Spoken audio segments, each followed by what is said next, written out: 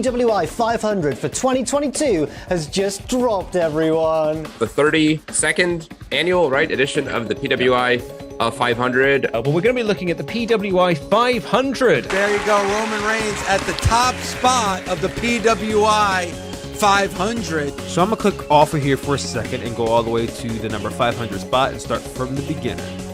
All right, Dustin Wilson. Starting from 500, we have Dustin Wilson. Don't know him.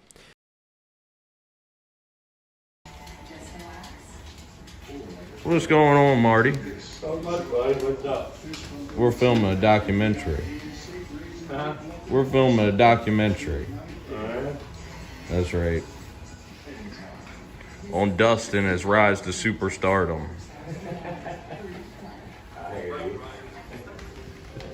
An eventual collapse.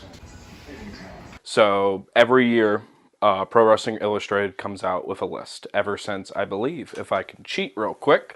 1991 is the first time it was ever actually publicized, and they made a list every year of the top 500 wrestlers in the world. I believe 91, it went from Hulk Hogan to Zeus. So as the years go by, just 1 to 500, and I got ranked in 2022 as not the best worst, but last on the list, which from what I've been hearing from a lot of folks, that's what you want to get. It's either top 10 or the last one.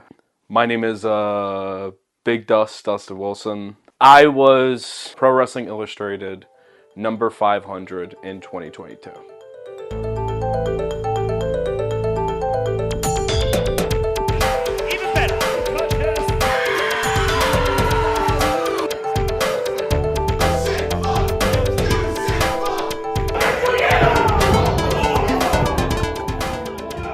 I'm a part of the professional wrestling faction called the Goons. It's me, Killian McMurphy, Miles Millennium, Eel O'Neill, A.K. Willis, Rob Radke, Saul Esparza, and Nelson Bauer. Who won't shut the fuck up on set? Now we're fucking talking. No pun intended.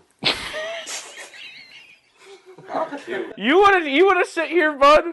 I found out that I was on the list when I was in the group chat with all the fellas. And Rob Radke just sends a fucking picture of him on the list, Miles on the list, and then at the bottom, number 500 is me. And not just that, there was a picture of me.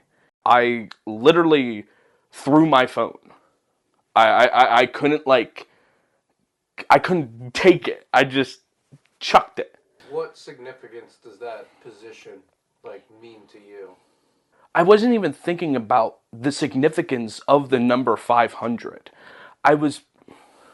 Sorry, but that number though, it holds a lot of weight. There's 1, and then there's 500, and then there's everybody else. But when you're in that moment, you don't think about it. The main thing that I was thinking about was, holy shit, I'm on PWI, and I'm ranked. I consider myself more so a manager, not even a wrestler. So the fact that I was on the list and people like Brock Lesnar did not make the list is insane to me. Can you explain why Brock Lesnar didn't make the list? Brock Lesnar didn't make the list because he didn't qualify for having enough matches. I don't even think I technically had enough.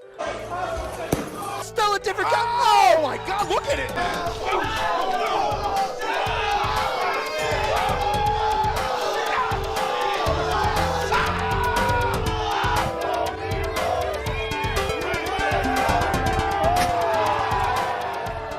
I think the list is a wonderful promotional tool. My name is Killian McMurphy. I am a professional wrestler. I am best friends with Big Dust and Miles and all the rest of the goons. And in 2022, 254 in the PWI 500.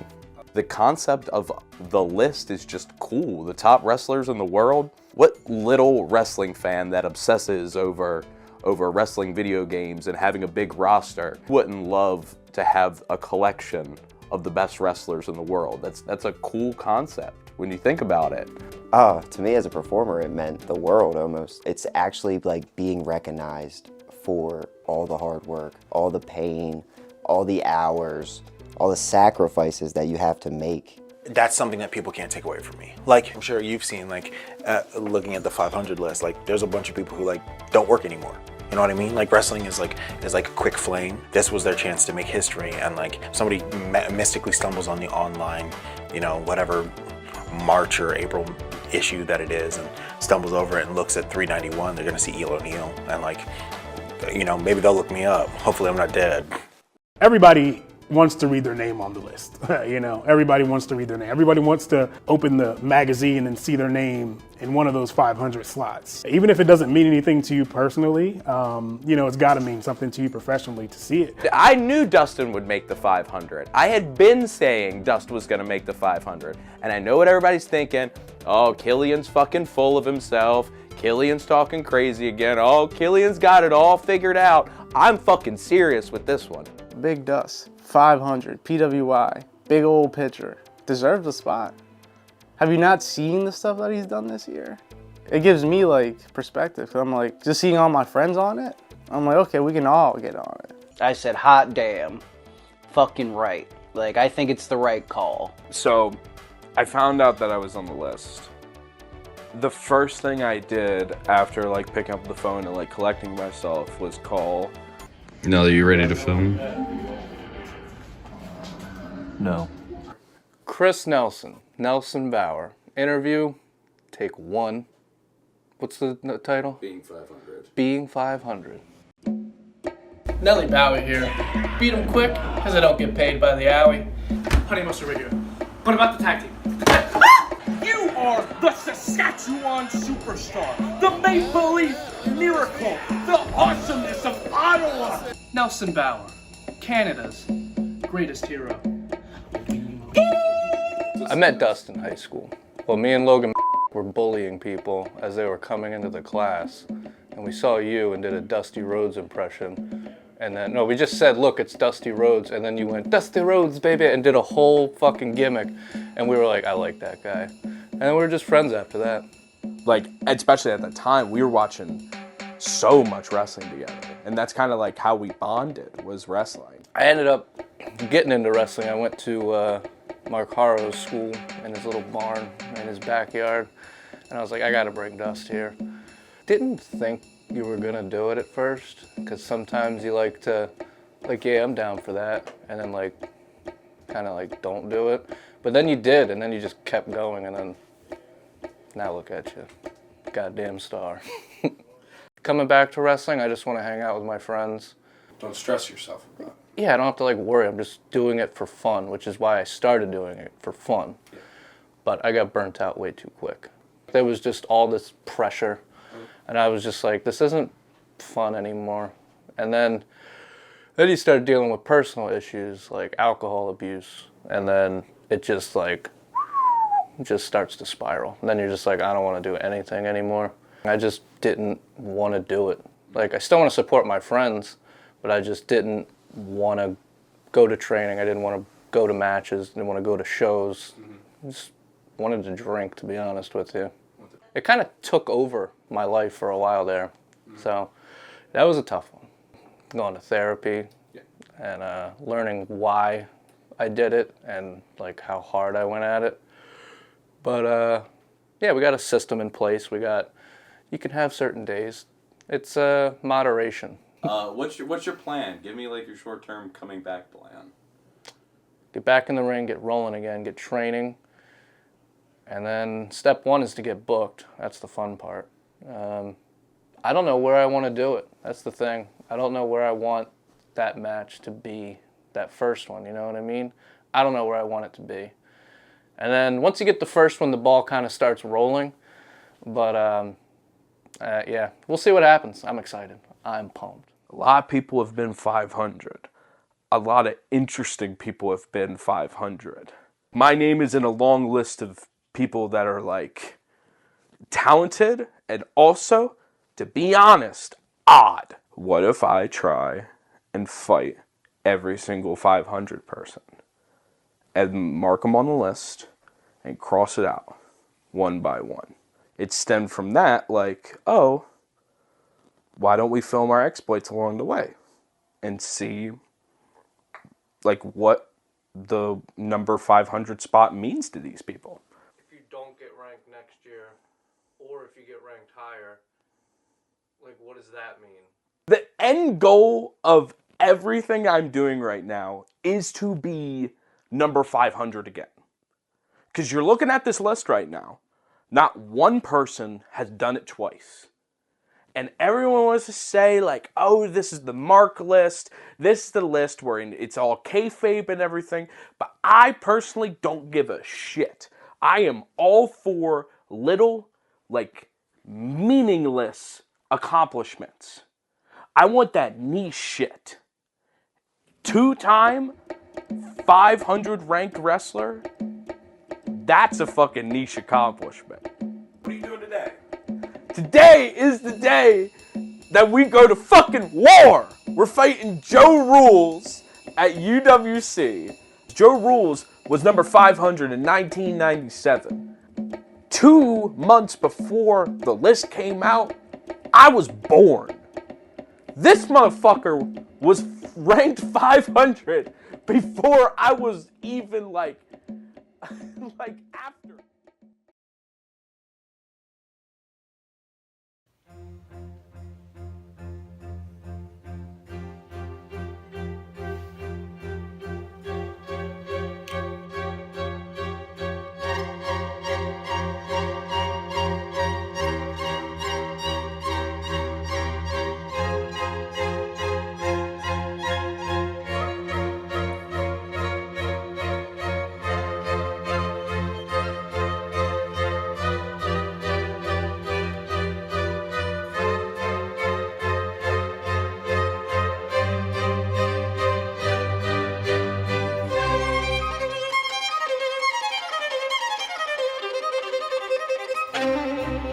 You got absolutely memed upon. Oh,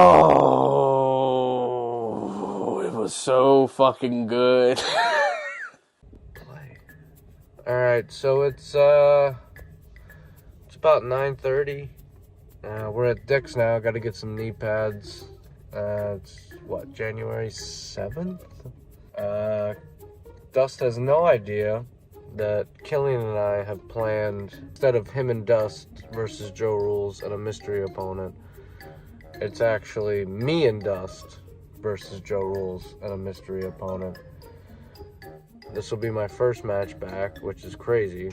Really hoping it works out to where, you know, I'm Dust's tag partner instead of Killian, because I mean, that would just mean so much to me, and I know it would mean a lot to him. Here. Looks like we're going down, boys. Down, Ellie. Or not. I don't know, we still went down.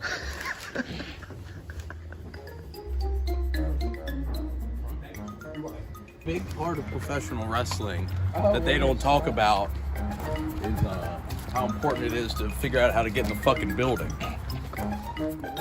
You got that other fucking lens on your shit, lets all that extra light in. In rear.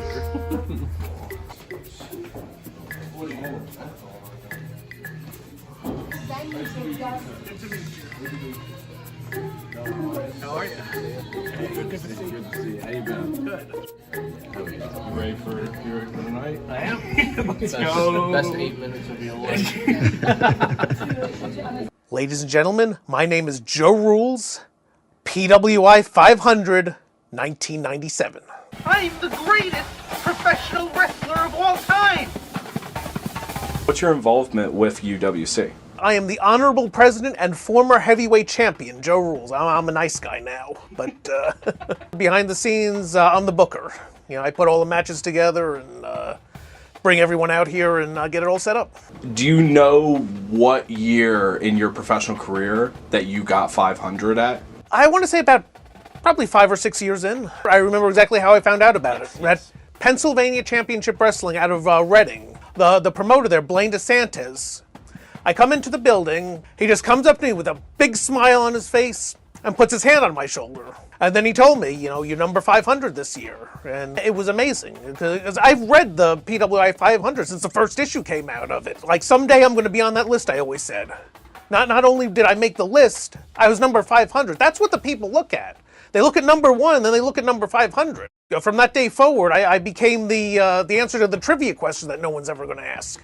It immortalized you almost, because I didn't travel like nationally, or I'm not like a big superstar or anything. But that's the one thing. That's the one thing nobody's ever going to take away. That's my claim to fame. Number 500 that year. That's what people look at. Joe Rules, how you feeling? A little nervous. A little nervous. And you're coming out of retirement for them. Yes. How long has that retirement been? I had my official retirement match, as far as that goes in wrestling. That was, it would have been April in 2013. I had like a really quick match like 2-3 years ago, but nothing like what we're doing tonight, where it's like a full tag match. What made you say, screw it, let's do it? Battle of the PWI 500s. Yeah. That doesn't happen very often. It does not. It does not. I've never had muscles in my life, so it's thanks to that guy there. That's true. Okay, wait. I'm not doing the Steve Regal one. I'm actually doing the actual without the Steve Regal. Steve Regal goes like this. I don't see. Can you explain to the audience who Steve Regal is? Yeah, he was.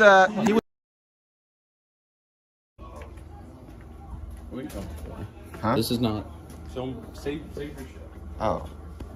We get to the building, and Kevin's like, hey, come outside with me. And I walk with him.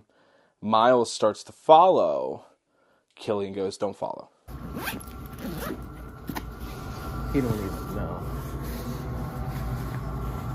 Oh, is he taking him out now?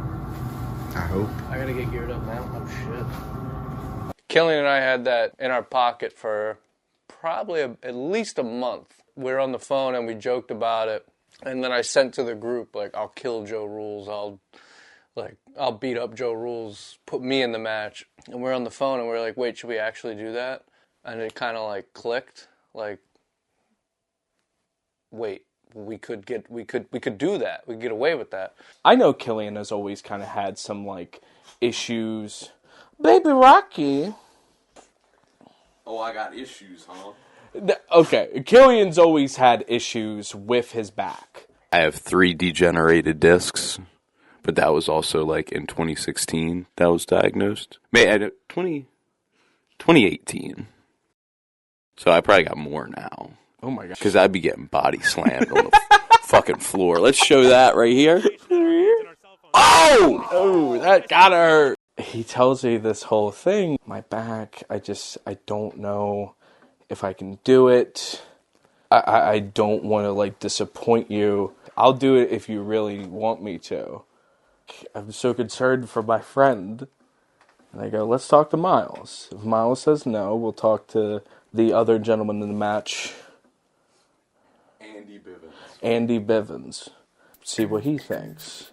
Just like, at most, I was like, I'm not going to do shit in the match. I don't want to film you getting changed No, we'll cut it out. as soon as we get to your hog. Keep hogging. Dust don't even know what's about to happen. I haven't put on a singlet in so long. One leg in. Oh. I lost my Canadian singlet. No way. Yeah, I don't know where it is. It's gone. It's been a couple years, so I do love these sneakers. They feel tight. Good. Fuck yeah. Oh, there they are. This is the hard part. Yeah. These bad boys up. What size are those? Are those kids 6s?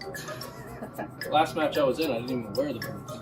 I wore my boat shoes. I did boat shoes Nelly. Yeah, I remember that match. I was in that match. Yeah, that was a fun match. We crushed it. I think so. It almost made you want to keep wrestling, right? No, I was done. Oh, yeah? I was so done by then. But I was going through shit, personal struggles. But now that we're starting to get that under control and doing a very good job at it, now all of a sudden I want to wrestle again. It's kind of weird how that happens. And you get to do it with your best friend. I'm feeling good, baby. Feeling good. Where are the phones? I heard them. You need a partner, bud? I heard Killian's not feeling too well. You need a partner? Is this a bit? Well, it's Both. You need a partner or what? Dab me up. No, not you. Not you. You know what? I don't want to be your partner. Is this a bet? This is real. You think I put these on for fun? Is this real? This is real. Do you want a partner or what? Let's do it. Now can you dab me up? Yeah, I didn't know this was real. Of course it's real. Oh my god, I might cry a little bit. Don't. I'm not even kidding. It's been a bit, buddy. I know. 2 years. 2 years. Let's do it, bud. Holy shit. We still gotta have the same conversation. But really? You filled him in? How'd you fill him in? It wasn't his first choice, obviously. We asked him, and he was like, yeah, you can do that. And we were like, it's all we need, baby. I don't know what's going on. What happened? Please, Nelly wrestling. The realization of like, oh, this is a funny bit to like, this is fucking insane. That like, because I love Nelly. Nelson's like, it's my brother. It's like one of my best friends. Well, you didn't want me, first of all. It's kind of corny. I get it, but it's kind of corny. In gear. Miles is not. And you're like, no, I want Miles. Like, whatever. That was corny. But it's okay. We still went out there and lost. I was totally surprised. I knew he wouldn't stay retired. I knew it. I never said I retired, Craig. You have to stop saying that. Take off your glasses. No. That's better. All right, hold on. No. I'm so fucking scared. Like, you think Nelly could go? You think Nelly could go? And in my mind, I'm like, yeah, Nelly could probably go, but like, I don't want to like push him. Say that again. What, that I'm so excited? Yeah. I'm so excited. I'm fucking pumped. It's gonna be a fun night. That's for sure. Hope we're on first. You're on 7th. I have some bad news. The Shamrock shooter, Billy McMurphy, has a injured back. So, we made a couple calls, and I got myself a replacement.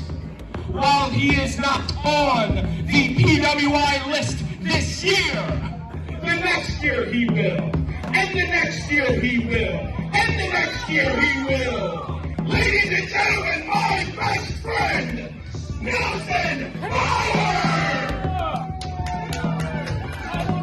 Now, ladies and gentlemen, let's get their opponents. The 1997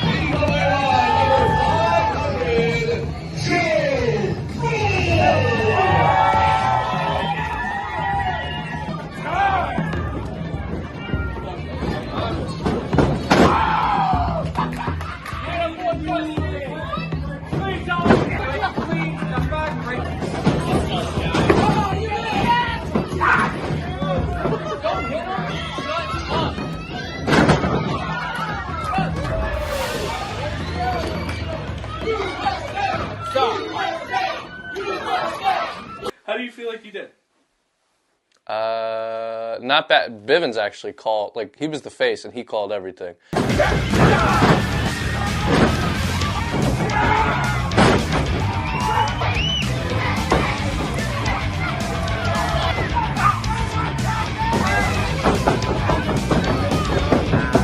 So when you're out here saying like, yo, Nelly, why you doing moves, bro?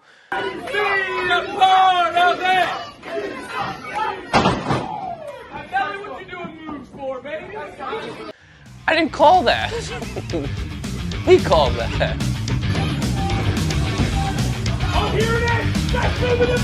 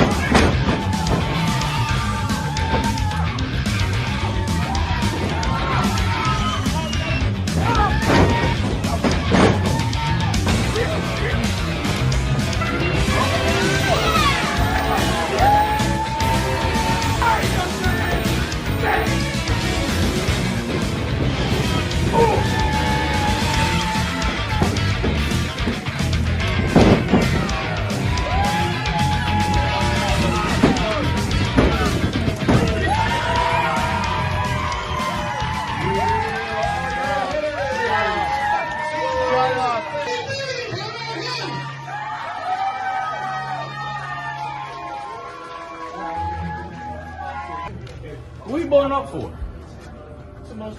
Dude, you didn't do anything. What a Russian leg sweep. Yeah. Sense of win. All right, buddy. Tired, fat. This is Killian. Like Miles is Did in you my do any fucking shot. call back? Get that. Get that. Shit in my face. For what? I'm a real cat. Yeah. Have fun. And You have my Of course. time out there. I got the Menace. To be honest, I love you guys. I love you. I'm proud of you. Thank Honestly, you. yeah. You got shit you got to work on, but you had fucking Been a fun. couple years. And that's all Knowing- that fucking matters. From a documentary standpoint, Nelly, Yeah. tell me about what we just did. What we just did was immaculate. We pulled off a very good idea that we had over a month ago. An idea that started as a meme is now reality. A person who was going through alcohol abuse is now going through sobriety. Are you gonna stick with Dust throughout this thing? Like, what do you see? Where do you see it going next?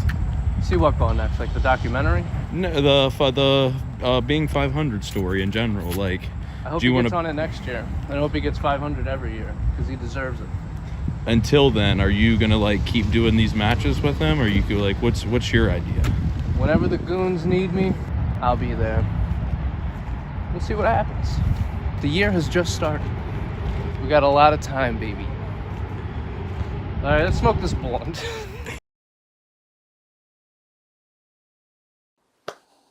How you feeling?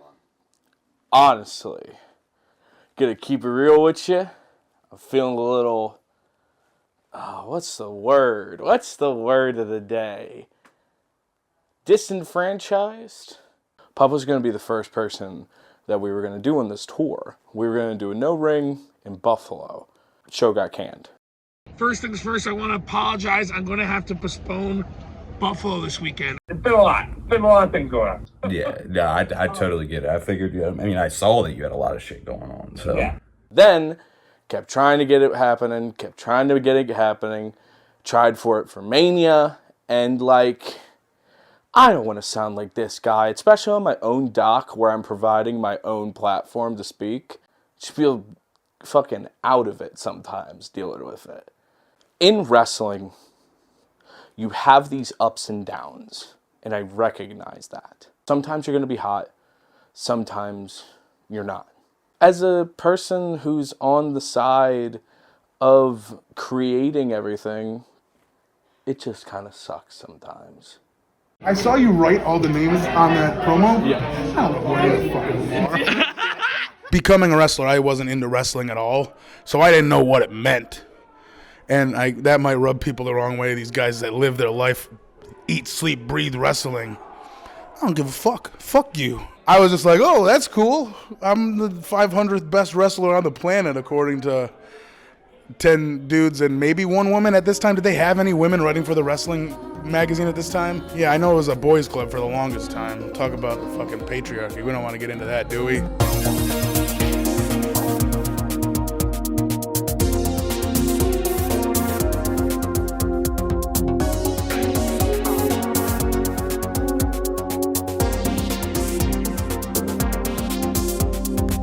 It's a list that they believe that the majority of the fans that buy their magazine will like. But by the time you get past the first 20-25%, then it's a goddamn Federal Witness Protection Program list of names, isn't it? PWI. All right, put we me at did name 6 them, yeah. behind Not a even guy top named 5. El Hijo Vikingo.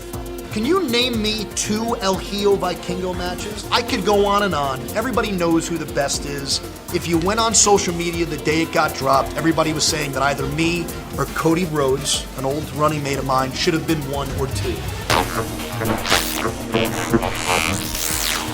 Man, I couldn't believe that in 2022, so many fans and wrestlers put a lot of stock in the PWI 500. If a magazine is coming up with a made-up list, they're gonna make up their criteria, and they're gonna stick to their made-up criteria. You put out a list, fans are gonna have their opinions. People just want to yell and scream at the top of their lungs and go, no, no, no, no.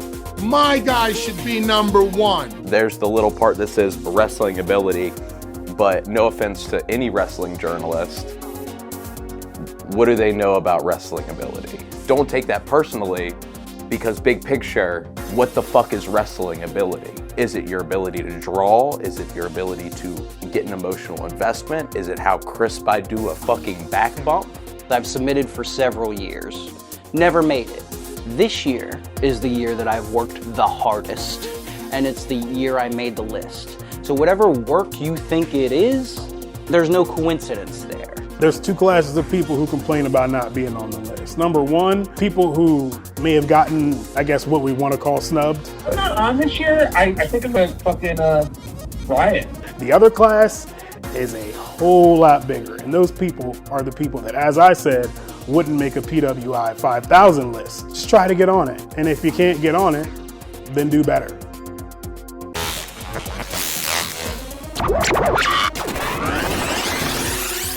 Destroy. Stand clear. Probably half the fucking top 20 or 25 they come up with wouldn't be on the list at all because they're the shits, but they're featured in some fashion. It's how many people are fawning over you at the moment on the internet. We're not going for box office star power or in-ring talent. We're going for fucking going viral for being a goof.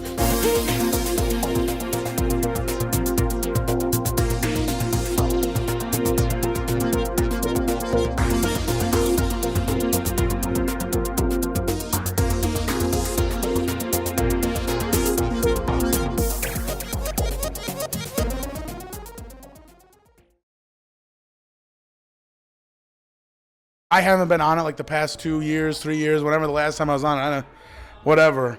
I don't want to seem bitter. Because there's so many people that take it so serious and they're like, oh, this is fucking bullshit. I'm not on the list, but these people are. It's like, stop fucking comparing yourselves to other people. Don't take your validity in life or in your career or in wrestling from what other people are doing. Focus on yourself.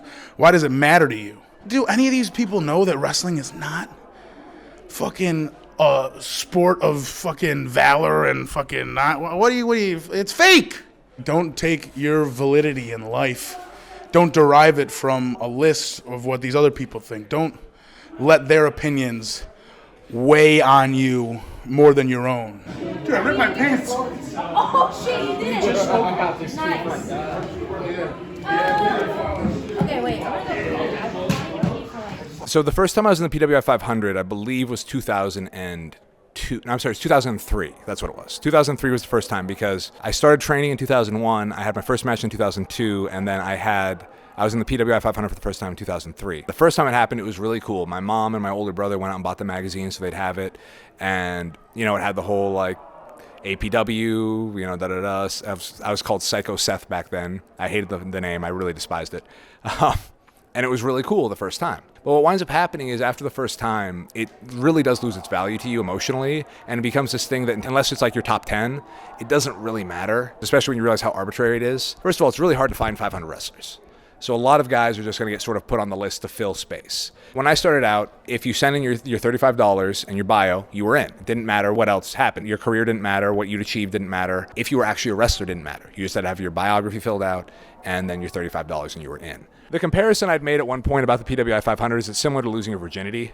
The first time is really important to you, and it's this big, fantastic thing, but the older you get and the more times you appear in the PWI 500, you realize how kind of meaningless it all is, and how meaningless especially that first time was, and how when you're first in the PWI 500, you're probably at your worst professionally, whereas the final time you appear in it, you might be at your best.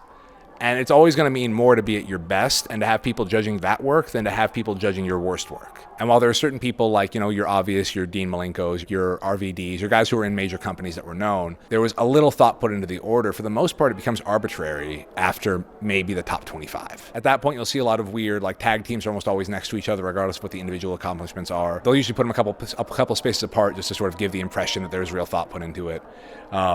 You'll see things like one person will be on the main roster of WWE and they'll be outranked by a guy who only worked for IWA Mid-South. Because for some reason the guy in IWA Mid-South who wrestled in front of 14 people, 12 times a year, His career was apparently more impressive than the guy who's wrestling 300 days a year for WWE somehow. But that's kind of what I mean when I say the list is arbitrary, because by the very nature of the industry, everyone with a contract should outrank every single person without one. And then it would be a completely separate list of like independent guys, or it would probably go United States major companies, international major companies, then independent guys all mixed in, right? And if we're doing that, then you realize that the thing that actually gets you that position would have nothing to do with your real accomplishments, but rather the sort of tangible ones, because, well, he won 75% of his matches. Well, so what? Does he have a contract? No. Is he paying his bills with wrestling? No. Then does it really matter that he won 75 matches? Because those 75 matches didn't do anything for him professionally. It's very easy, especially when you're young, to feel impassioned about this because the iconic nature of the PWI magazine and the 500 list, but really, it's like any ranking. If it's not based on demonstrative fact, like if we were talking about ranking for going in the Major League Baseball Hall of Fame, that's based on actual statistics of things they've done in baseball. With wrestling, so much of that, oh, well, he was the longest reigning WWE Tag Team Champion ever. I wonder why. Anyone can be the longest reigning tag team champion ever. Like, it's not a real accomplishment. It should neither be something that harms you, nor should it be something that emboldens you. John Waters had a statement that I was very fond of where he said, read the good reviews twice, the bad reviews once, and move on. And I think this is how it should be with the PWI 500. I mean, if you were 500 in the PWI 500, and you were, Yes. so what? I mean, I was 183, so what? I think. I don't know. I was probably 183 one year. But it becomes that whole idea of like, why am I deciding my personal value based on a third party? Either I'm proud of what I'm doing and it's rewarding me in the ways that I feel are valuable, or it's not. And someone else appreciating it or someone else liking it or not liking it shouldn't affect how I feel about my own work. Kevin, if we were to Space Jam your power, what would your power be? I would just be in the office then. They're like, God damn it! All these West Coast wrestlers want to get on the PWI. Just like, dude, this shit is really fucking hard. Yeah, dude. Oh, there's so many talented. Where's Kevin? You know who would be good at this? The PWI 500 is really kind of a unique fixture in the wrestling industry. Kevin McElvaney, Pro Wrestling Illustrated Editor-in-Chief.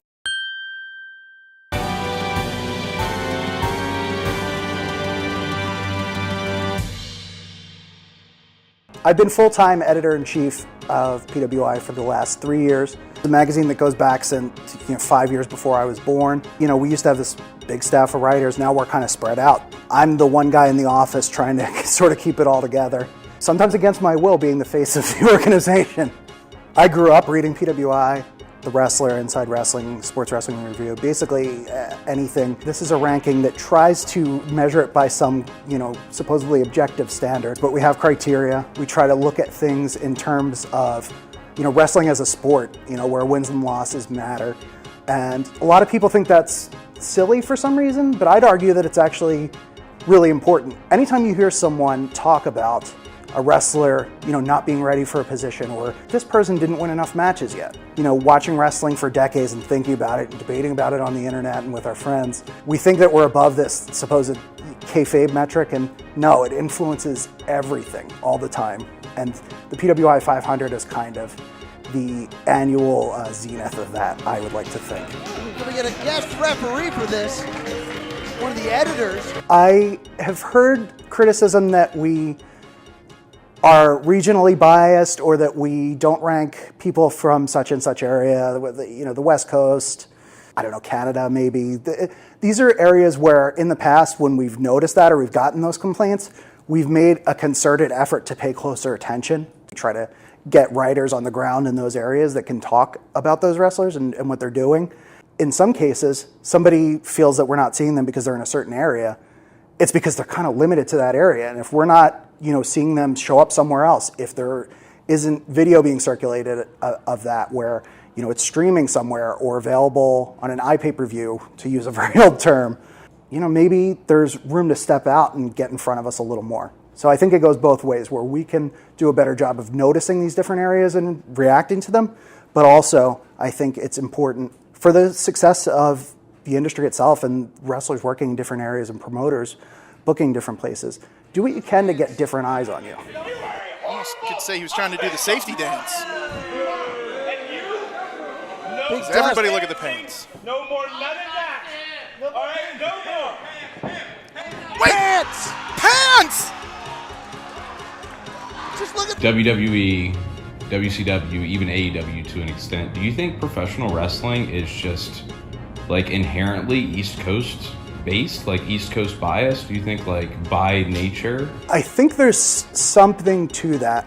I don't think that has always been the case. You know, if you look back a few decades, the West Coast scene was a little bit more vibrant. If you look back in the 50s and 60s, golden age of television, you had the Midwest was really where it was at in a lot of cases because they had these nationally televised shows in some cases. But yeah, I think a lot of times you have these promotions that are running. I mean, we'll just go back to the old New York and Atlanta thing. If that's where those promotions are headquartered and they tend to run more shows there, and they tend to keep their eye more closely on talent that are based there, then I think naturally it's, at least in the US, it's going to be more East Coast based. But I don't think it has to be like that, and I think it is short-sighted because you have talent everywhere, whether that's the West Coast, Midwest, Southeast, Southwest, Canada, Mexico, Japan, Europe. There's so much great wrestling out there, and the unique challenge that we have now as people covering it, but also as fans, is to try to keep an eye on it and see what all the good there is to see. What the magazine did when I was growing up reading it, it made these things visible that I would have no way of knowing about otherwise. In this case, the cool thing is we can make these places and these wrestlers more visible, and then people can go and check them out. And I think that's pretty awesome. When I started at PWI, I think I mentioned 13 or 14 years before I was in the editor's chair. It was a good 4, 5, 6 years before I was even allowed in the 500 meetings. That was not taken lightly. Because this is something that goes back so far, and because a lot of wrestlers do, for better and for worse, take it very seriously. And I think it means sort of what you want it to mean.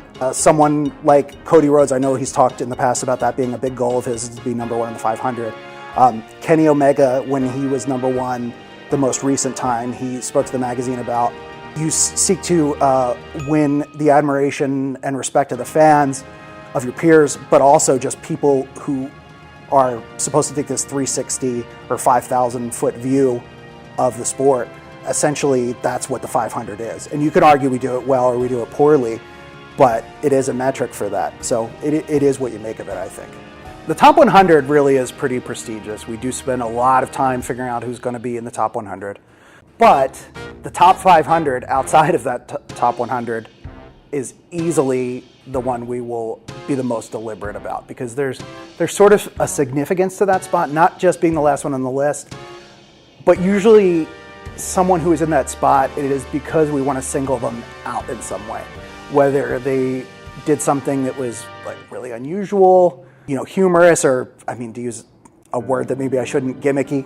Nobody in that 500 spot has been like a bum or a nobody or like terrible. Everybody who has been in the 500 spot has been fantastic on some level. They're notable. There's a reason that they are number 500. I don't know if you could say that about, somewhere in the 490s, lower 490s, or 480s. There are probably some people who had a few good months and they happen to catch the eye of somebody who ranked them. But that 500 spot is really a specific kind of marker. That fucking one scene, it was like a Chipotle bag. Something crazy. That was probably mine. It was this. It was a fucking Chipotle bag. Oh my god, yeah, it was like a brown Acme bag or some bullshit. Just had like knee pads. I'm like, no way. Bro, I'm here to work. Dude, I'm wrestling. Yeah, come back here. Come back here. So you got which band? Double down is my angle slam, so it's just gonna be. He's gonna be he's gonna have me. I think Kevin sucks as a ref. He didn't even count a pin. He didn't count a DQ. Nothing. I think I'm starting to understand when people call him useless.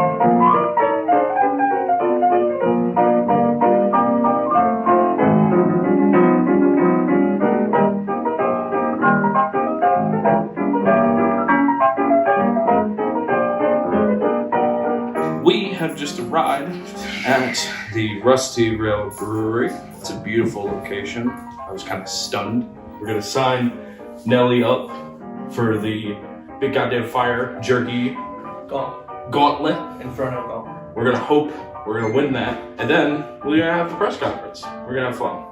Nelly, you can't lose the belt You to a can't piece lose of the jerky. belt.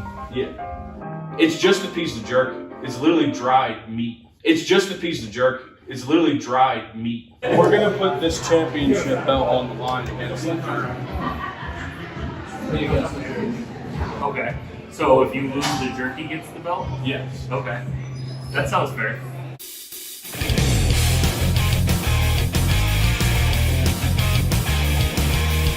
We were explaining the levels of high. It's like substantially hotter than the one chip challenge, which is like 2 million. The last one is 3 million scopes.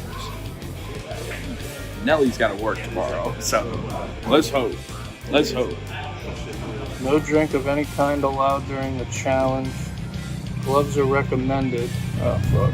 There will be 3 rounds of jerky, each round increasing in heat significantly. You have 1 minute to eat your jerky. This is Nelly versus food. Shit. We're fucked.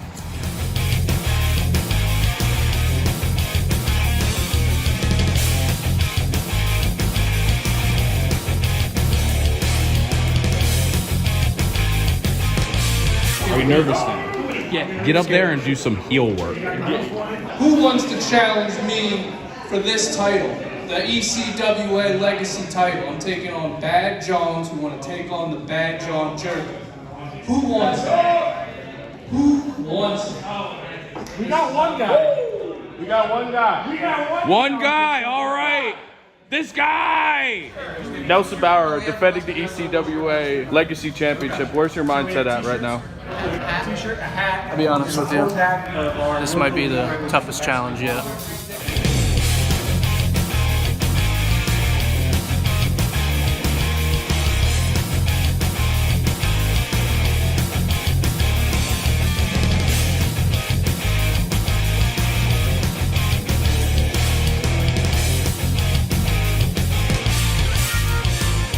Not bad. The long sleeves, maybe not the best option. No. Feel free to strip naked. You're unfazed. I've been eating them all week. That's great. I had to test them.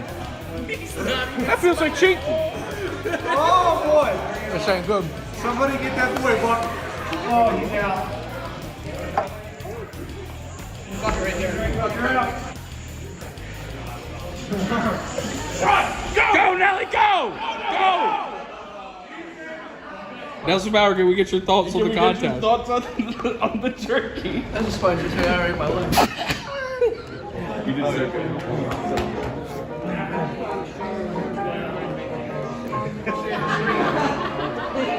Alright, 5 seconds.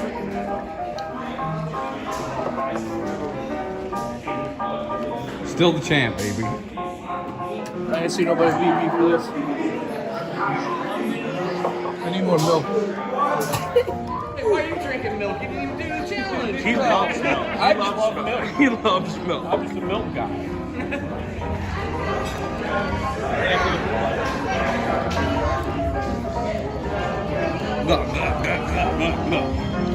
Sorry, I couldn't do it, boys. Dude, you ate some of it? Yeah, you did more than anyone else here did. Except 2 people. I just wanted to get one. I was like, I'm gonna... You made it to the end. Yeah. That's the thing to me. Yeah, you almost got to the point where you're eating a second. No, there was no. There's no way. Covered in milk. What matters anymore? That was death. That's At least he's not lactose intolerant. I'm in pain. Immense pain.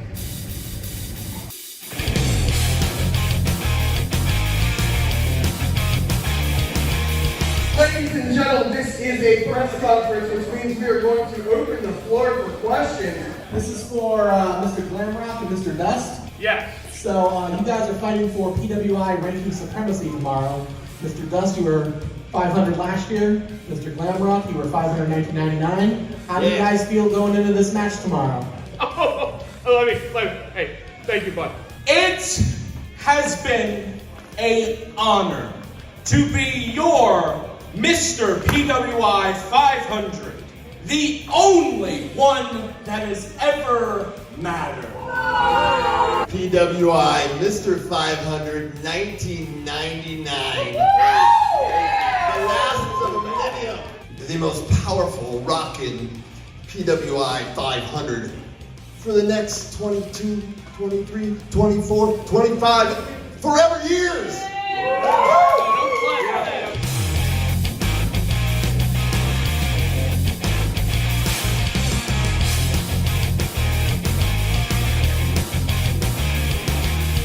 All right, Kevin, what's your question and who's it to?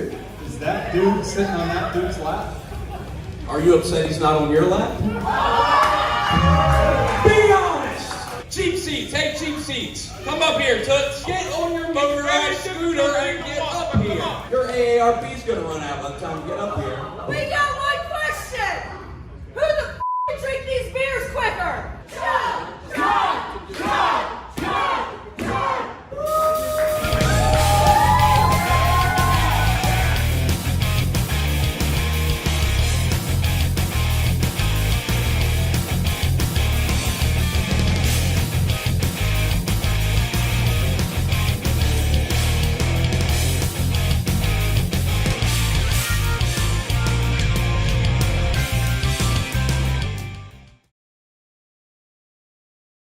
I fucking love this country so goddamn much.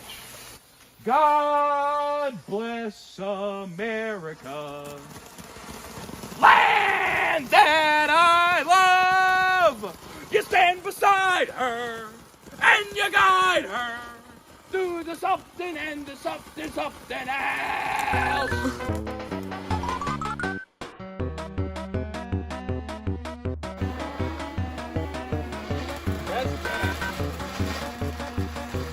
This shot probably looks great.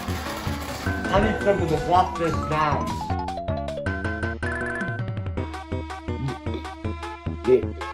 Are you okay?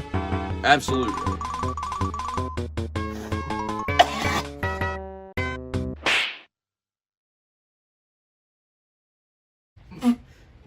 Hold up. What you mean, hold up? How am I supposed to stop it? God bless America. Ow! Is that Shrek the Christmas special or Shrek 2? No, don't even stop. You're making me fucking mad right now.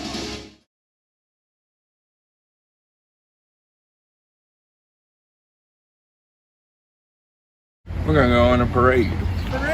Are y'all lost? Be honest. Yes. Yes. Yes. I think everyone should be in one vehicle. Yeah. Like a big double-decker bus. The fabled super.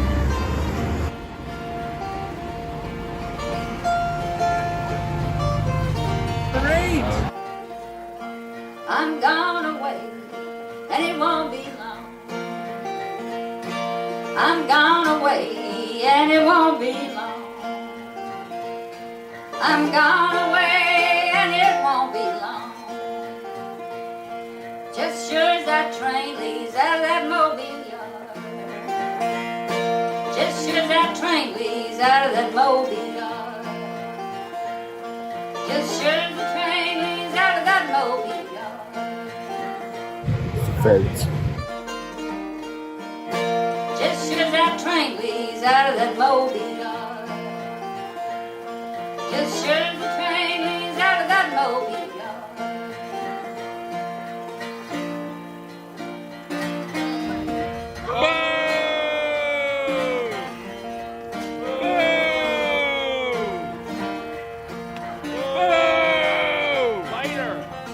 Brother, this guy stinks! Shake her hand, tell your baby goodbye. Come shake her hand, tell your baby goodbye. Come shake her hand, tell your baby goodbye. I'm going back to Tennessee. I'm gone back, Memphis, Tennessee. I'm gone back, Memphis, Tennessee. Anyone want a shot at the ECWA Legacy Championship? Bad John's only, though. Bad John's only. We gotta give him some flyers to these folks. Y'all want to see a wrestling show? This audience is dead. What is up with this McDonald's sign? Hey, what's with that? What's y'all with explain that? I'll need that skateboard. Here, I'll give you this. This is for tonight. 3 o'clock, professional wrestling on the Rusty Rail Brewery Company. Need more movement. 5 minutes. 5 minutes. You want to go? I got a question. What are they gonna do if there's a fire? They're gonna blow it out. But they're in the parade. They made a commitment. They paid for a spot. You know? Parade. We are here. Rusty Rail Brewery. We're rocking and rolling. We're gonna have a good time.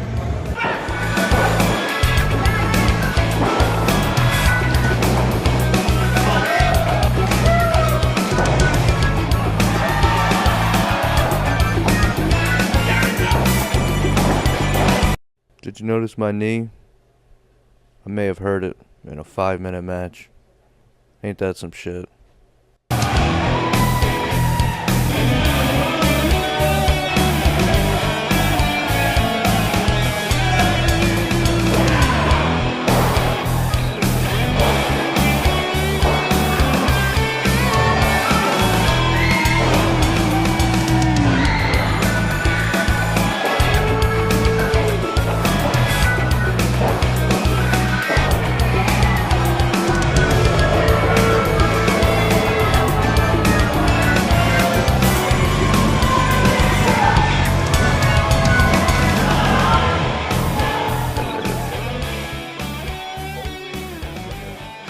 There. Look at you. Hot dog. Yeah. See, they spelled it N-I-G-T there as well. But it is N-I-T-E. I got fancy with it, right? I got fancy. It was a little shorter, a little more marketable. Yeah, of course. Except that everyone spells it wrong. Absolutely. So maybe it wasn't more marketable. But yeah. Vinnie Lee Glamrock, formerly Vincent Goodnight, PWI 500. 1999, the last of the millennium.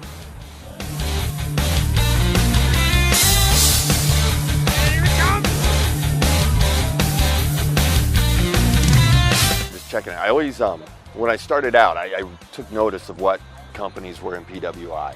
It's like, okay, I want to work towards those companies, the companies that are always getting the attention in the magazines and getting that. So when the list came out, I didn't know anything about it yet at that point. I mean, I knew about the list, but not if I was going to be in it or not. So to open it, it was great to see where I was, and then I saw I was 500, and I was like, damn, and I was like, knew right away that that was the spot to be in. When I was a kid, I said, I will wrestle on WWF, even if I'm the guy who gets beat up in the ring. And I always look back at that and thought, why did I say win a Royal Rumble or something, you know? Did the match on Metal with Test and Albert and Trish. That's the one that we were familiar with. Someone posted it for me, and they put clips, which was great, but they put all the clips of me getting knocked down. We had a little fire in that match, and they didn't clip the fire. What do you think you did in that year to be 500? I started working for PCW and ECWA. I remember going to a PCW show, and I took my videotape and I handed it to Blaine DeSantis, and then he liked the tape, and then he sent it onwards to Jim Kettner in Delaware. And so getting with those companies was the first step, because PWI would be at the ECWA shows every month. I was ranked a couple other times afterwards, but 500 is the one people remember. Do you take the most pride in your 500 spot because it was your first time getting the list, or 500? Both of those, but the 500 spot, I think. That's what I take the most pride in. I think because it was 500, but together it's like, oh, what a way to start off, you know? That was a cool way to start off. What are you going to get this year? Man, I don't know. See, I got to send my shit in. That's what I got to do. I got a little list of stuff. I need more matches. I got to win a title here somewhere. Maybe if I beat Big Dust, that'll be enough to get me on the list this year. They have. He ain't going over.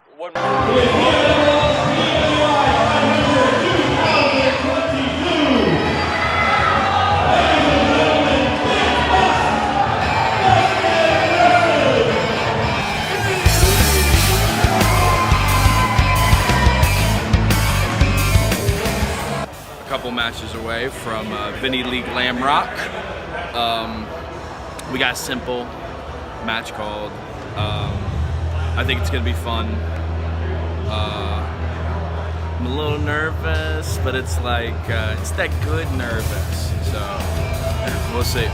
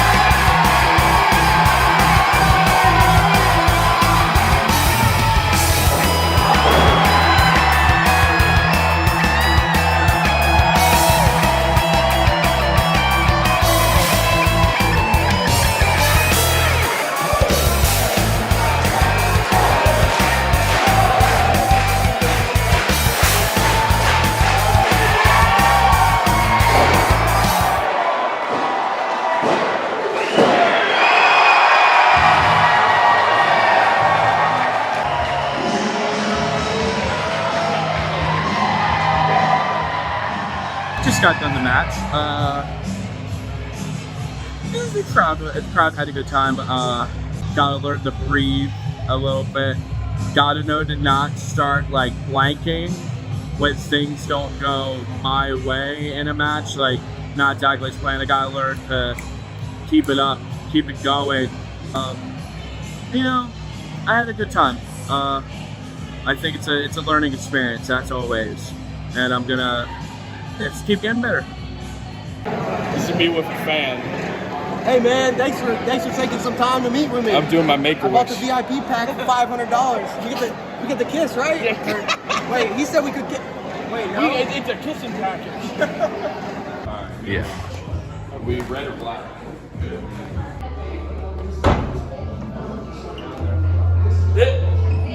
My second WWF match, I talked about, I think the other day a little bit, but it was in State College, Bryce Jordan Center, with Taka Michinoku. So it's kind of cool that State College was here. That's with Keaton Ellis today. Yeah. Now with my Nebraska roots, it's kind of tough being in there when they're chanting New York Penn State. I had a great time making part of it. Thanks, brother. Let's take a picture. Yeah. You can get the championship as well. They were electric, that crowd. All right, so we're here at the Rusty Rail Brewing Company, and I just got word that Shockwave the Robot, PWI 500 2009 is here. He's here, and I'm gonna get him. Hey, funny robot man. Look at you. What is this? What do you make Fisher Price looking at? Look at that metal pipe looking at. No, we don't gotta do this. It's fine. Hey, I was just doing a joke. I was just doing a joke. It was a gag. Ben Ben, you get help me, get help me, get help me. No, man.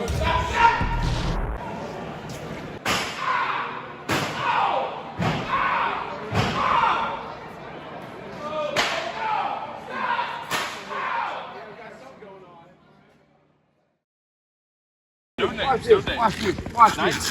1958. Watch this. Whoa. Yeah, listen. Hot dog, brother. I can't do that. Either one of y'all do it. That's crazy. I'm not even going to try. We found Brian Hardy, number 2012. He's doing all right. He seems to be having a good time. He's still at it. I've got just enough money to get us by. Good for him. We'll hit him up, see if he's down to do something. For you piece of trash that don't know who I am. Hey, you better shut that thing up before I come over there and shove it up your butt. Sports entertainment as we know it is going down the drain. I plan to ignite the flame of the sport of professional wrestling once again. You just gotta do what you love this lifetime. Oh, what the hell are you doing to my car, man? Man, this one's for Terry Funk. For all the naysayers, for all the bitter, grizzled vets, for all the vets that helped me along the way, for everyone that ever believed that dreams do come true. But get a look at these boots. Get a look at these boots right here. These boots are made for walking. See you later.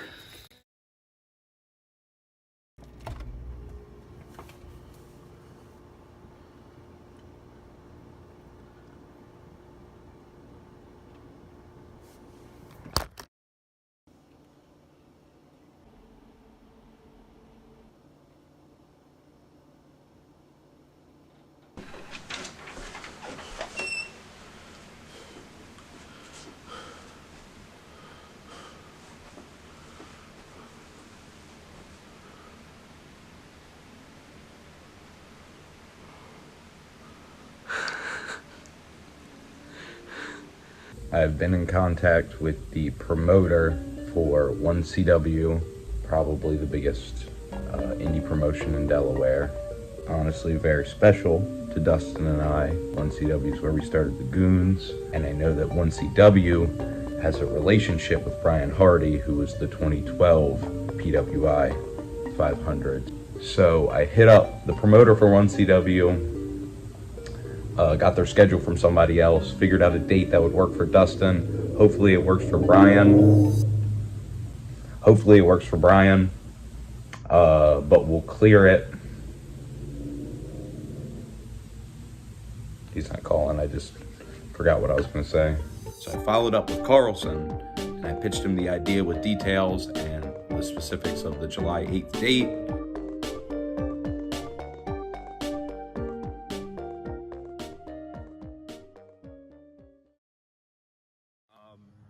And I got a message from one Brian Hardy that said the show has been pulled. Damn, we were just talking about that today. I'm not happy. I'm a little upset, a little frustrated. Touch base with everybody. Yeah. Just like that 1CW is running a lot, so we can get that match in one of these shows. Exactly. That's my thought.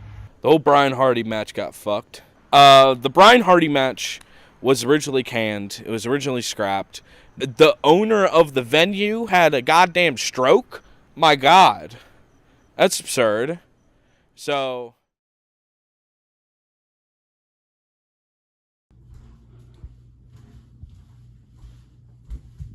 We got the fucking Brian Hardy match.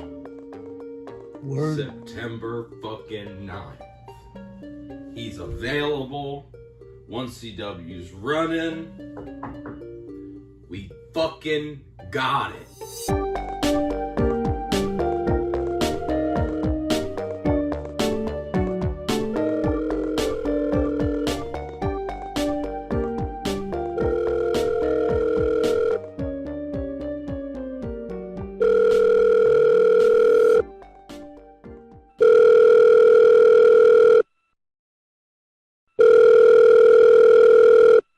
I'm sorry, but the person you called has a voicemail box that has not been set up yet. Goodbye.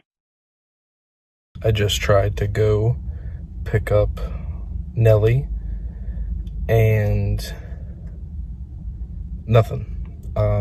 He's not at his house. I tried talking to his mother. His mom didn't know. I don't know if he's like with his ex or if he's drinking or something, but I got a show to go to, and I'm pretty worried. So I don't know what the fuck to do. I don't know what the fuck to do.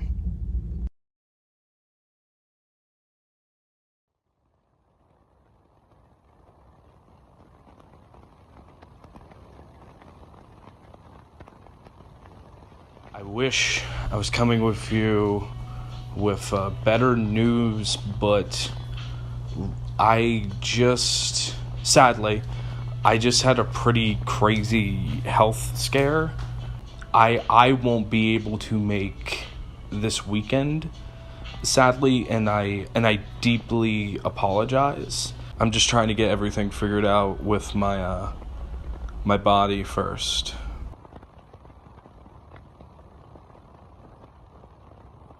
Hey man, nah, sorry, I just got a chance to listen to this message. Yeah, that's kind of a doozy. Well, first and foremost, before anything, your health comes before anything. So I feel, sorry about the situation that's going on with your health, and I hope that everything with that goes, better for you. To me, no offense, it's most promoters would get on and scream at you and tell you, bro, this is all your fault now, and blah, blah, blah, blah, and this and that. And, like, I'm not going to lie, like, when I first heard the message, I was pretty upset, like, to be honest with you. And I mean, like I said, that's nothing, no ill will towards you or anything, but it was just like, shit, man, like, I just invested, like, over $150 into posters with pictures of me and you on it and stuff like that and everything. And then it's something that was supposed to be a really huge deal then turns into absolutely nothing. So that's the only part of it that, I don't even like to use the word upset. I'll just say I'm unfortunately disappointed. Once again, that has nothing to do with, you in that sense. I mean, it does, but it doesn't. Anyway, dude, seriously, I do wish you the best. I hope that you get better, and I hope whatever you have going on, you get figured out and everything like that. And I'll say a prayer for you. So, all right, man, have a good one.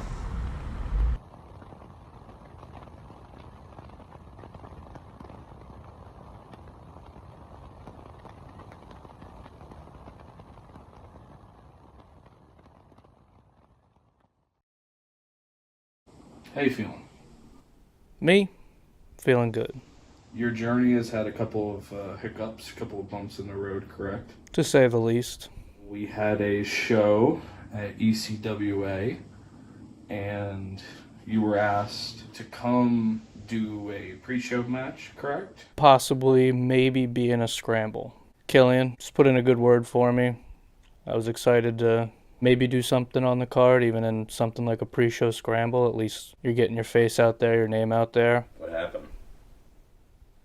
I got hammered the night before, and into the next morning, I lied to Killian and Dust about why I couldn't make it, but I was too far gone to wrestle, let alone face my friends. So, yeah, it was not a good time for me. Dust sent me a voicemail. Sent me two voicemails. One that was pretty normal, messing with me, and then the second one was a little bit more scared and serious, and that made me feel really bad. Yeah, not a good day. Not a good day for me or anybody. Once I started getting hammered the night before, when you have leftover the next morning, the party just doesn't stop, and you just keep going and going and going, and by that point you're too far gone, and you can't, there's no way you're getting in the ring, and then you just feel embarrassed because you missed the show, you missed what you needed to do, so then you just don't even want to face your friends or talk to them because you just feel so low. That was definitely a low point. There's hiccups in a journey like sobriety, and that was definitely one of them. There's probably going to be more. I'm not going to be perfect in it, but the goal is to get better and stay better. How you feeling, baby? Not well. Not too well. I have come down on some unfortunate financial issues. I have a very, doomer mindset. Like, when one thing goes wrong, it's another thing, and then it's another thing, and then it's another thing. I'm not very good at letting that frustration and that almost fear, I want to say, out. It's just clouding my head. It's been a rough week.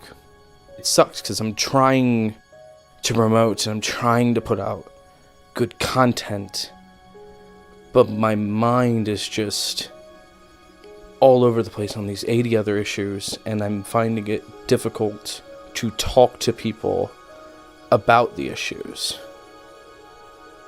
And I'm finding it difficult to be honest with people about the issues.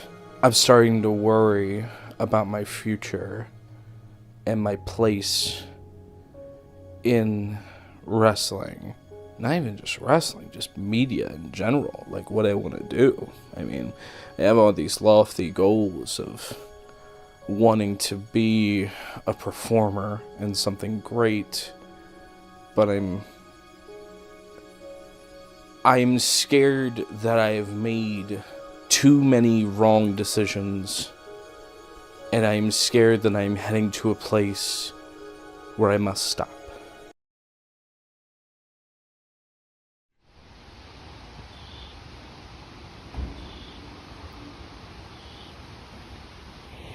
You got that for me? I did. You were having a bad day. We were going to have Christine surprise you with it, but you're having such a shit day. I'm like, I want to surprise you with it today. It's a robot. What the fuck am I gonna do against a fucking Robots are very expensive, apparently.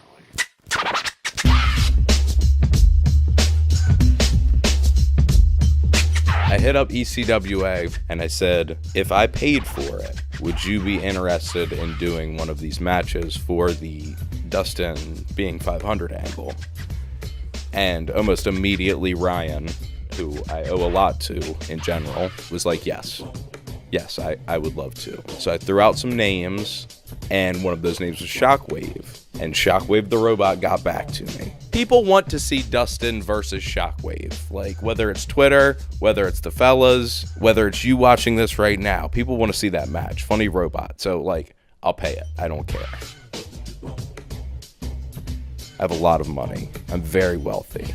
I could help Dustin whenever I wanted, but instead I'm going to make him get beat up by a robot. He's like Eggman. I'm exactly like Eggman. Where's my drink?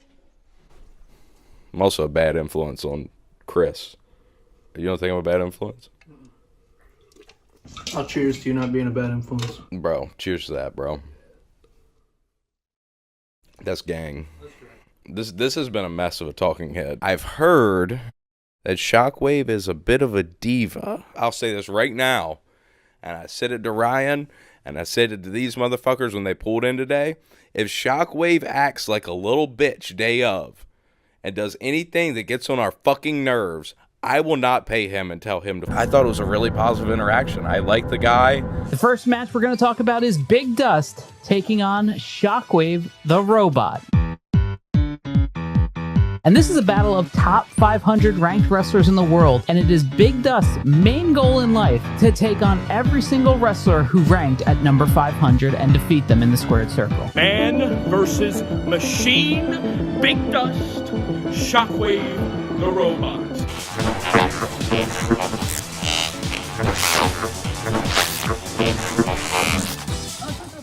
Hey! $4. Fucking asshole. Big fan of his, and it's just so sad that this had to happen. Darius, how do you get so high on the PWI every year? By being great. I'm amazing. What do you want me to tell you? No, I gotta be humble. No, you don't. That's not what this documentary is. I work really hard. Yes, of course I work really hard, but I'm Darius Carter, 144. kicking the door, waving 144. All they heard was Carter, don't hit me no more. And I had to keep hitting. I don't write to them. They put me on there because I show my talent. I showcase my talent. I work. I stay smart, businessman, and I hustle in the ring. All right?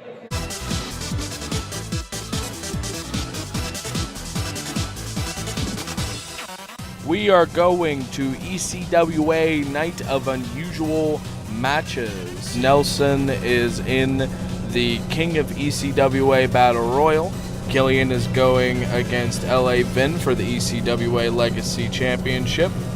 And I will be going against Shockwave the Robot. Did you bring any guns? Oh, baby. I'm fucking strapped. Do you have anything to call, anything special, signature moves? Well, we wanted to use a gun, but somebody won't let us. Yeah, America.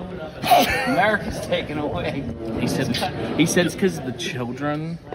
I want to be Mr. 500. Can you just like beat me and jump ahead? Did you guys call it? No, I don't even know who's in it.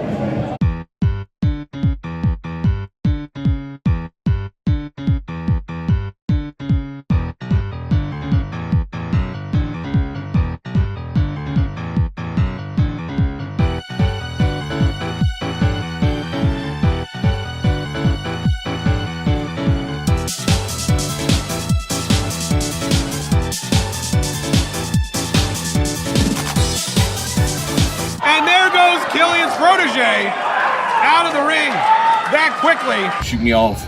Big back body. Killian McMurphy already in trouble. Off the ropes. Big back body drop in the center of that ring. I'll roll out. You beat my ass with some of the weapons. Yeah.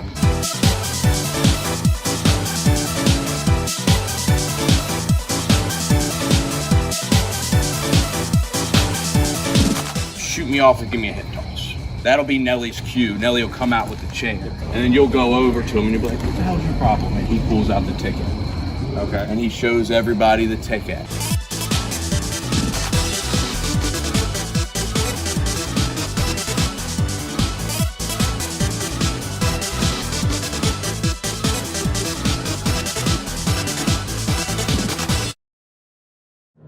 He's a funny dancing robot, you know? How tough can it be? I'm nervous because everyone and their mother is saying the dude's got a big ego. I've heard no positive things at all. Okay. Somebody said last night at the show, they were like, Shockwave's surprisingly cheap. I'm like, I guess I'm surprisingly cheap. What the fuck?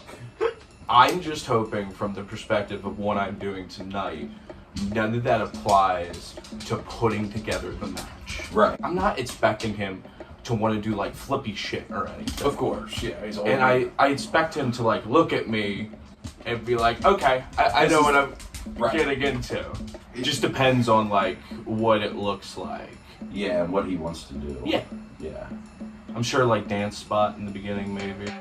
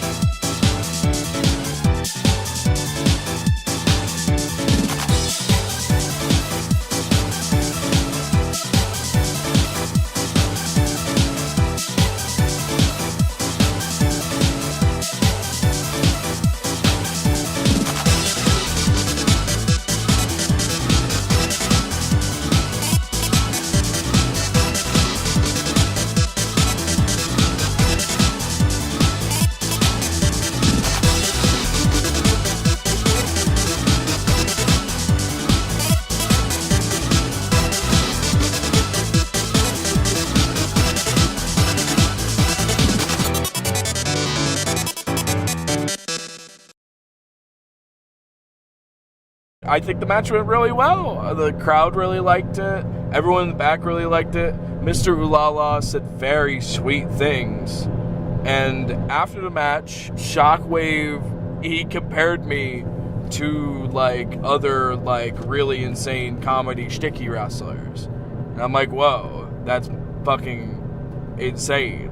Ulala, Colt Cabana, Space Monkey, and a couple of other people, but I was like, holy shit, that's so cool. I think just overall, like a really really good night, honestly. I was just about to come.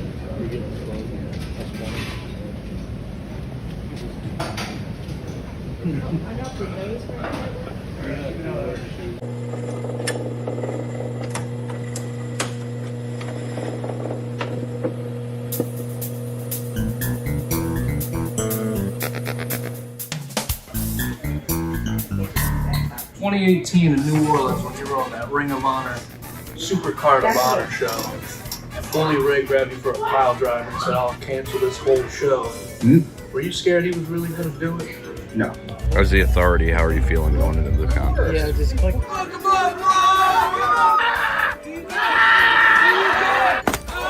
Just happy to like ref a match between like two of my closest wrestling friends. You put that in your own discretion. Oh, low blow. I didn't see the low blow.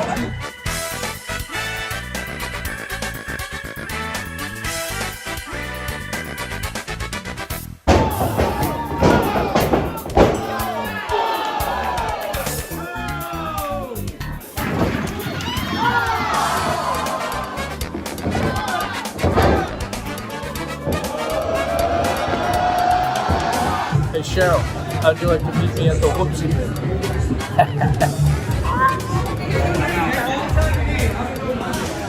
That's the booker.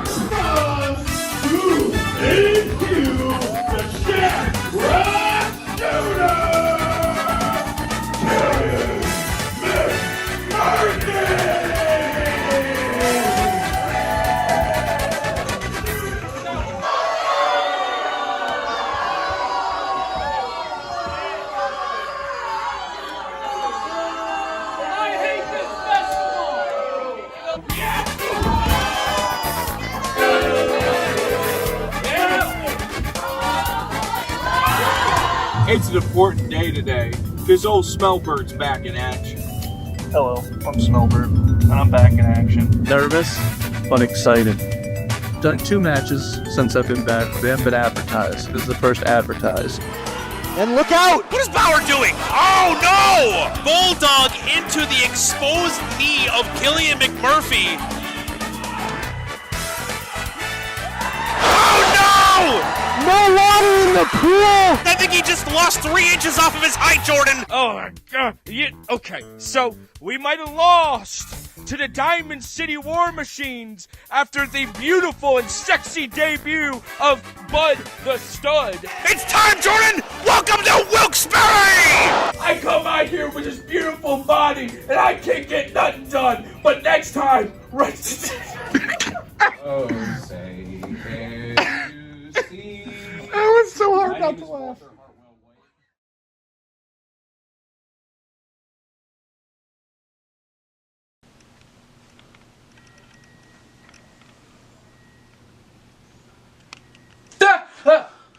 Hey. Oh, Nelly. I'm just so ding-dang stressed. I've hyped up this big match for the week of the list, and I can't think of a single thing. Well, let's look at the list.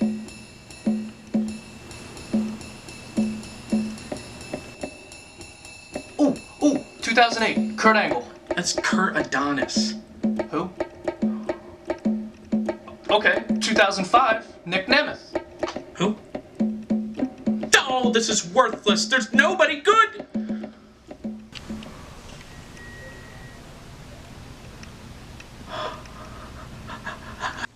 Oh, it's spelled wrong.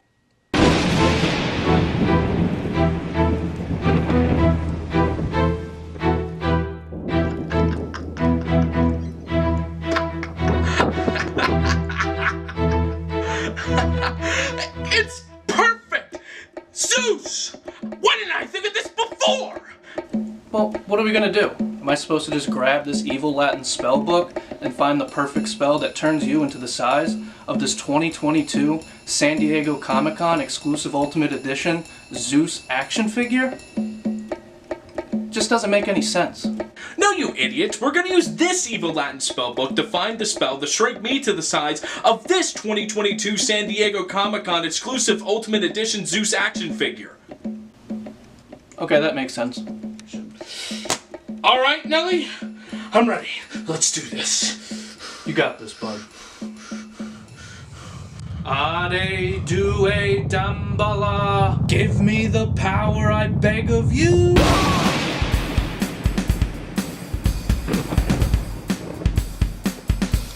Your prayers on your hands and knees. How about you make me, big man? Ah!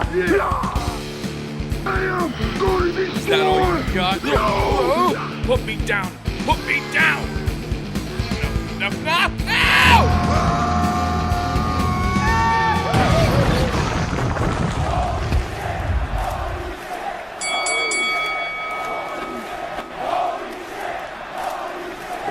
You there, bump.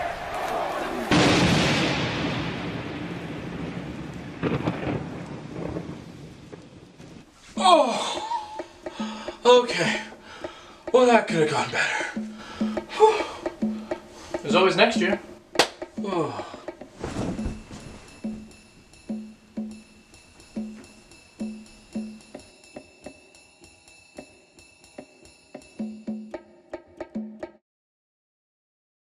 So, for Zeus, I had to storyboard it because I was like, I don't know how else to do it for Rob, and I just gave it to him. Z, and then D. This is the Hogan Andre. A little stare off. That's the punch. He's gonna lift me up. He's gonna throw me onto a table, and I'm gonna be laying there dead. What do you think, Rob? Sounds great, boss. Thanks. What happens if you're number 499? If I'm 499, I'll kill myself. Hello, it is September 13th. And the Pro Wrestling Illustrated's out. Look, whoa, he's on it. That's crazy. It's live reaction, folks, live reaction. Fuck all of these people. I don't care. Oh my god. I know that mug anywhere. Killy McMurphy, 270. Look at him. He even got a goddamn picture. That's hysterical. That's awesome. Eel has been spotted. Awesome. Fuck yeah. 277. That's a good number. It's a good number. Alright, here's the big moment. 499. Big Dustin Wilson.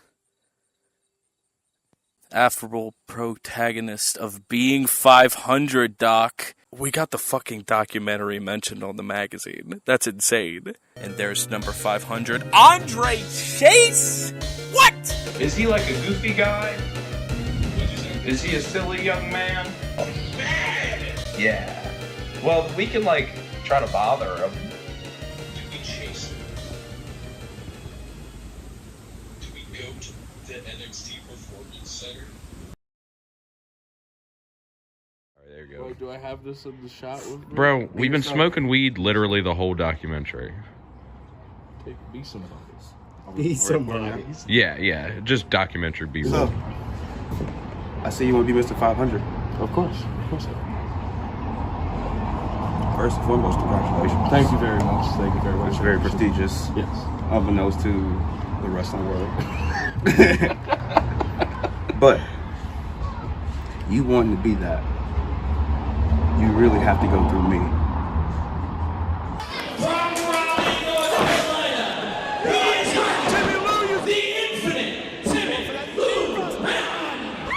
Because no one really gave a damn about 500 until I became Mr.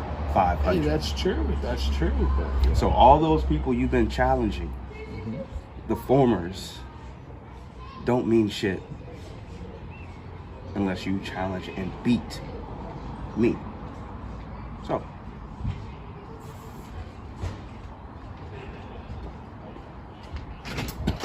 you know, like my people will be in touch with your people, and then we'll work from there. How about that? that's fine. Here you go. Thank you. Only problem with that is my people is a universe. You be well.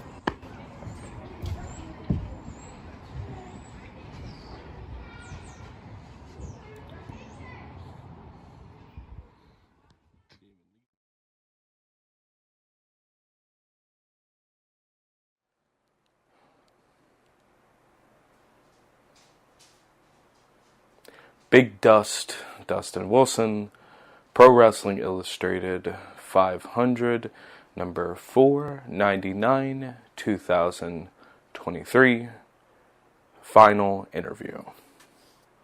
I've wanted to do a lot of different things with this ending, but some events happened and I'm not sure what to do. The Timmy Lou match was set up.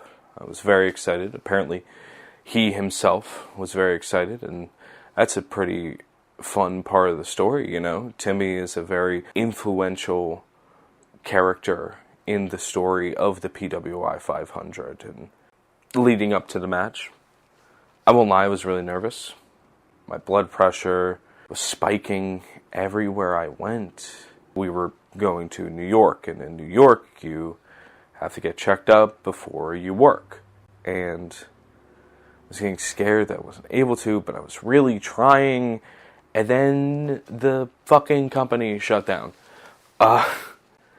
Invictus just shut down. This is no shade to the people that work at Invictus. I have so much love and appreciation for them, and they really wanted to be a part of this story, but they can't. I had already been spiraling a little bit at that point, not really feeling well about myself. And I don't know, that hurt. It really hurt. To me, that was going to be the ending. The guy that didn't get 500 again got 499 instead, facing the biggest, most influential 500 person, you know. That was cool to me. But you know, there's a silver lining a little bit in all of that chaos. I had one match left, and it was against Rob.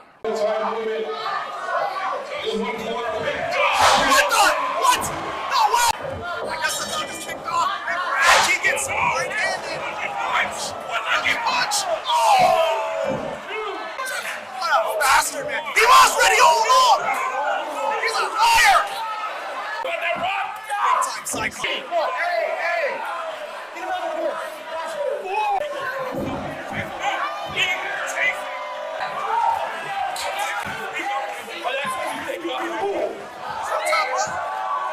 Big Moonsault. He eliminates Big Dust. Day of the show, Miles and I go and get Nelly. And he's not picking up his phone at all. No texts, FaceTime, nothing. Instagram, nothing. I'm starting to get deja vu here, you know. And we go to his house. His mom answers the door. Hasn't seen him. I go to his partner's home. Nothing. He had been drinking the entire day before.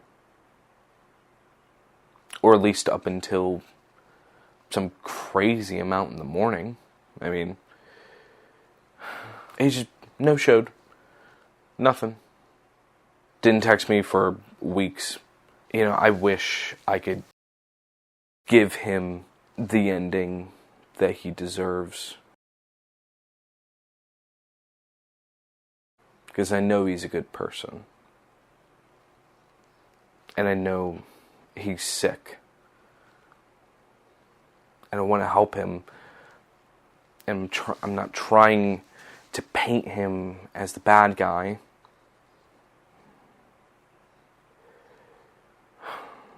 It just sucked. Maybe it was the pressure, you know, that we put on him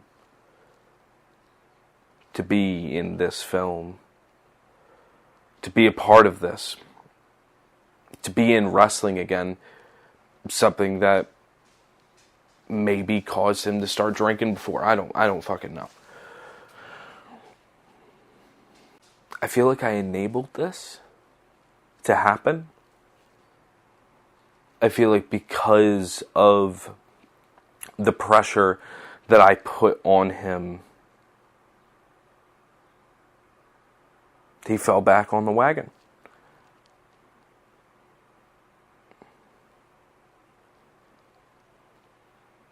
You know, I look at the footage that I got this whole time, and it's just, he's drinking all over it. Didn't notice at the time.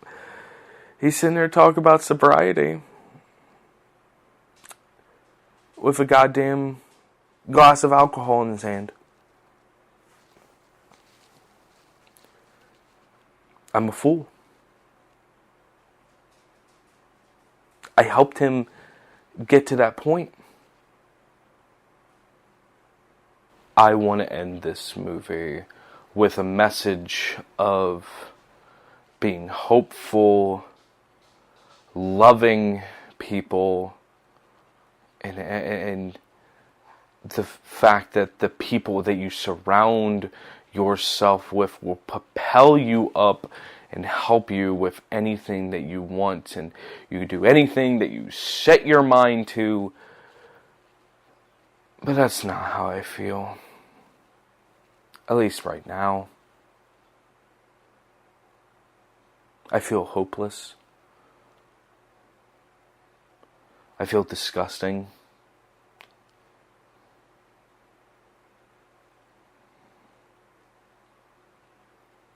And this is all because of professional wrestling? All this weight that's on my shoulders, and the times that I've been screaming and crying and punching walls are over professional wrestling, independent professional wrestling. I mean, I'm at this level. I can't even imagine if I get to here, you know? I'm struggling here. I can't do it. I can't do it anymore. My body hurts. My mind is numb, and all of my tears are dried up. I have nothing left to give. This whole angle has taken everything from me. I'm broke, fat, and sad. And you know, it could change.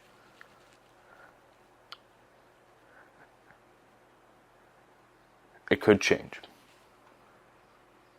But sometimes it just feels like I'm performing in front of a room of nobody.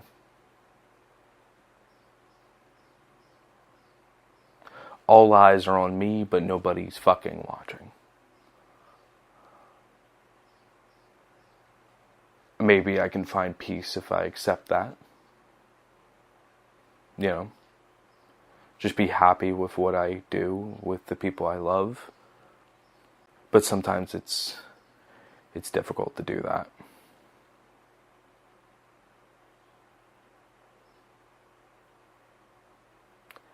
It has been an absolute pleasure to be Pro Wrestling Illustrated number 500 ranked wrestler in the world. I recognize the honor that it is to be listed among some of the greatest talents and sweetest people I have ever met. But being 500 is pretty fucking difficult.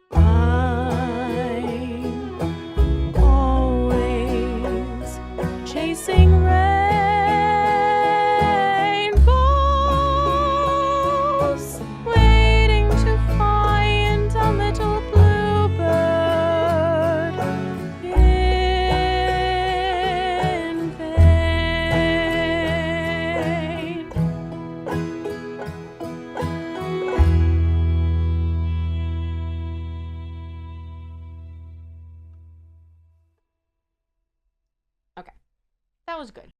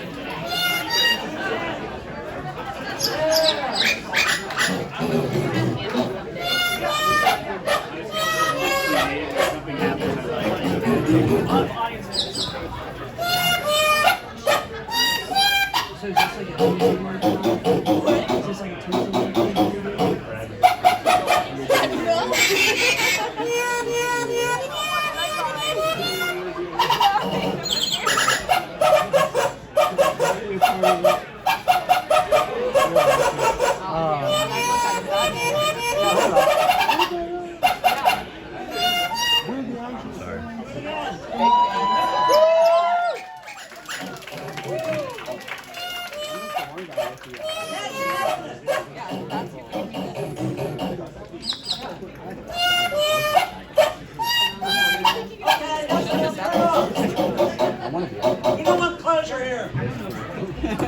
Okay. That's all the stuff I plan to do. Next time I'll add maybe a thing or two. I thank you much for stopping by from my pseudopod to my nuclei. I'm Tommy Amoeba. I hope you enjoyed it. All right, bud.